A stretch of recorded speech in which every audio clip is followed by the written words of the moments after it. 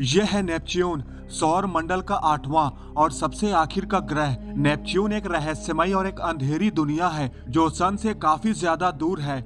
इसे केवल साल 1989 में वॉयेजर 2 स्पेस क्राफ्ट द्वारा विजिट किया गया है, जिसने नेपच्यूनियन सिस्टम की पहली क्लोजअप इमेजेस को कैप्चर किया। ठीक इसके 5 साल बाद पृथ्वी से लगभग 4.5 अरब किलोमीटर दूर हबल टेलीस्कोप की मदद से नेपच्यून की शानदार तस्वीरें देखी गईं। हालांकि देखने में ये काफी खूबसूरत और शांत नजर आता है, पर नेपच्यून एक खतरनाक और हिंसक ग्रह है। तो मेरे साथ कौन कौन यहाँ के दौरे पे जाना चाहता है, ये जानने के लिए कि इसके एटमॉस्फेयर में कौन कौन से खजाने छिपे हुए हैं और कहाँ पर आप सबसे लंबे समय तक जिंदा बच सकते हैं।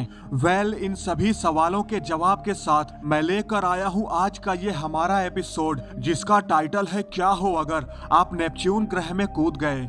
तो चलिए शुरू करते हैं। तो गाइस, नेपच्यून ग्रह का लगभग 80% हिस्सा एक ऐसे बर्फीले पदार्थ से बना है जिसमें पानी, मीथेन और अमोनिया मौजूद है। नेपच्यून का एटमॉस्फेयर मोस्टली हाइड्रोजन, हीलियम और मीथेन से बना है, लेकिन इसका खूबसूरत सा दिखने वाला पृथ्वी के समंदर जैसा ब्लू कलर असल में मीथेन और अदर कंपोनेंट से आता है। इसका रीजन ये है कि नेपच्यून के अपर एटमॉस्फेयर में मीथेन सन से निकलने वाली रेड लाइट को एब्जॉर्ब कर लेती है, लेकिन वही सन से निकलने वाली ब्लू लाइट को वापस अंतरिक्ष में रिफ्लेक्ट कर देती हैं, जिसकी वजह से हमें नेपच्यून नीला दिखाई देता है।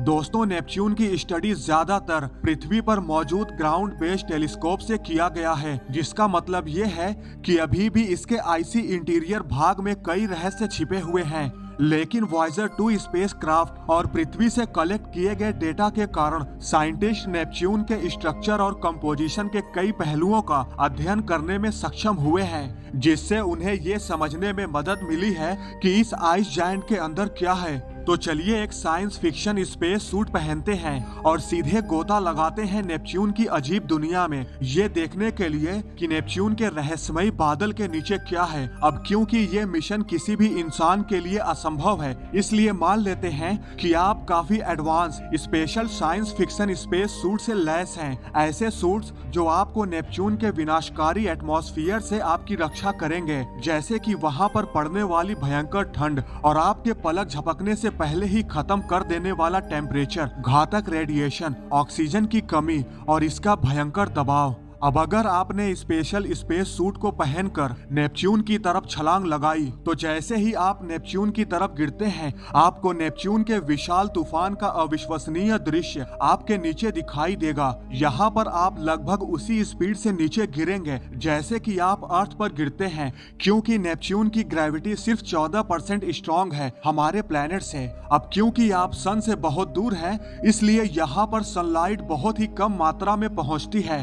सन की कम रोशनी के चलते नेपच्यून जब सबसे ज्यादा चमकदार होता है, तो भी पृथ्वी पर शाम की हल्की रोशनी जितना ही रोशन हो पाता है। इसलिए याद रहे, अंधेरे में देखने के लिए रोशनी का कोई साधन जरूर ले जाएं, या फिर अंधेरे में देख सकने वाले विशेष चश्मे यानी नाइट विजन चश्मे को भी ले जाना न भूलें। सबसे पहले तो आप जैसे जैसे नेपच्यून के एग्जॉस्फियर यानी बाहरी वातावरण से गुजरेंगे, तो मीथेन के बादलों को पार करते वक्त आपके स्पेस सूट को बेहद ठंडे तापमान का अनुभव करना होगा, क्योंकि इस एल्टीट्यूड पे टेम्परेचर अविश्वसनीय रूप से -214 डिग्री सेल्सियस के करीब पहुंच जाता है।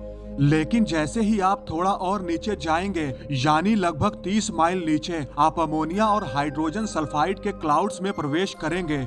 यहाँ पर क्लाउड्स धरती पे स्पीड ऑफ साउंड की स्पीड से भी तेज चलते हैं, क्योंकि नेपच्यून सौर मंडल में सबसे तेज हवा का अनुभव करता है, जो कि लगभग 1500 माइल पर आवर तक पहुँच जाती है। ये पृथ्वी पर होने वाली सबसे तेज आंधियों से भी कई गुना ज्यादा है। हालांकि इन आंधियों की रफ्तार अलग अलग हिस्से में अलग स्पीड से चलती है, क्योंकि नेपच्यून के गैस के बने होने के तौर पर नेपच्यून के अलग अलग हिस्से अलग रफ्तार से घूमते हैं। अब क्योंकि आपने स्पेशल स्पेस सूट पहना हुआ है, तो आप अपनी इस जर्नी को आगे बढ़ा सकते हैं। लंबे समय तक गिरने के बाद तकरीबन 100 माइल नीचे आपको लगातार बिजली की गड़गड़ाहट का खूबसूरत नजारा देखने को मिलेगा, और जैसे जैसे आप यहाँ से गुजरते जाएंगे, यहाँ पर प्रेशर इतना ज्यादा इंटेंस हो जाएगा कि आपको कुचल के रख देगा। पर आपने पहन रखा है special science fiction space suit, इसलिए आप अपनी जर्नी को कंटिन्यू रख सकते हैं। तो दोस्तों, पृथ्वी की कुछ जगहों की तरह यहाँ के मौसम के बारे में पहले से कुछ कहना मुश्किल हो सकता है, क्योंकि जैसे आप थर्मोस्फीयर तक पहुंचेंगे तो आपका सामना अमोनिया और हाइड्रोजन सल्फाइड के घने बादलों से होगा और यहाँ पर अचानक तापमान बढ़कर 477 डिग्री सेल्सियस तक पहुंच जाएगा। लगा ना शौक? मुझे भी लगा था। यहाँ पर आप जरूर चौंक गए होंगे कि आखिर कैसे। तो दोस्तों, अंतरिक्ष वैज्ञानिक इस बात को मानते हैं कि तापमान में होने वाली अचानक ये बढ़त इस ग्रह के चुंबकीय क्षेत्र में वातावरण और आयंस के मिलने की वजह से होती है। तो एक बार जब आप थर्मोस्फीयर की तेज गर्मी से गुजर चुके होंगे, तब आपको स्ट्रेटोस्फीयर में बहुत ही भयंकर दबाव महसूस होगा और आप इसके कोर के जितना नीचे जाते रहेंगे, आपको महसूस होगा कि चीजें उतनी ही तेजी से गर्म होती जा रही हैं। काफी लंबे समय तक गिरने के बाद तकरीबन 4000 मील नीचे आप पहुंचेंगे नेपच्यून के रहस्यमयी हाइड्रोजन और हीलियम की लेयर तक। यहाँ पर टेम्परेचर 4000 डिग्री सेल्सियस तक पहुंच जाएगा और प्रेशर इतना ज्यादा हो जाएगा कि आपका स्पेशल साइंस फिक्शन सूट भी न झेल सके। यहाँ हाइड्रोजन हीलियम की परतों वाले वातावरण से गुजरते वक्त जमीन पर गिरने की चिंता न करें, क्योंकि एक तरह से देखा जाए तो नेपच्यून पर जमीन है ही नहीं। ये स्ट्रॉन्ग और सुपर हीटेड लेयर पानी, मीथेन और अमोनिया से बनी 17,500 किलोमीटर गहरी अत्यधिक दबाव वाली गर्म दलदल जैसी परत है। इसका वातावरण इतना गाढ़ा है कि इसके आर पार कुछ भी नजर नहीं आता। जैसे जैसे आप इस दलदली परत को पार करेंगे, आपका सामना एक बेहद ही गर्म सागर से होगा, जहां टेम्परेचर 4000 डिग्री सेल्सियस से भी ज्यादा का है और शायद कुछ छिपे हुए खजाने भी। नेपच्यून पर भयंकर दबाव और बढ़े हुए तापमान का एक नतीजा ये भी होता है कि इसके कार्बन और हाइड्रोजन के अणु अलग हो जाते हैं, जिससे अलग हो चुके कार्बन के अणु दबाव में हीरे का रूप ले लेते हैं, जिससे नेपच्यून पर हीरे की बारिश होती है। संभावना ये भी है कि ये ग्रह के कोर तक भी पहुंच चुके होंगे। काफी लंबे समय तक इस गर्म सागर यानी मेंटल को पार करने के बाद हजारों किलोमीटर नीचे फाइनली आप अपने आखिरी पड़ाव नेपच्यून के कोर तक पहुंचेंगे। इसका सरफेस लगभग पृथ्वी के समान द्रव्यमान और रॉक, आयरन और एक्सोटिक बर्फ से बनी है और संभव है कि इसकी सरफेस पर आपको हर तरफ डायमंड ही डायमंड नजर आए। यहाँ पर कोर का तापमान बेहद ही गर्म होगा, लगभग 7000 डिग्री सेल्सियस, जिसकी सूरज की सतह से तुलना की जा सकती है। यहाँ आपका special science fiction space suit भी किसी काम का नहीं। वास्तव में तो एक नॉर्मल इंसान शायद इस सफर को पूरा न कर सके, पर शायद एक होनहार अंतरिक्ष जांच प्रोग्राम की मदद से फ्यूचर में ऐसा संभव हो सकता है। तो गाइज, आज की इस वीडियो में बस इतना ही। आई होप आपको ये वीडियो जरूर पसंद आई होगी।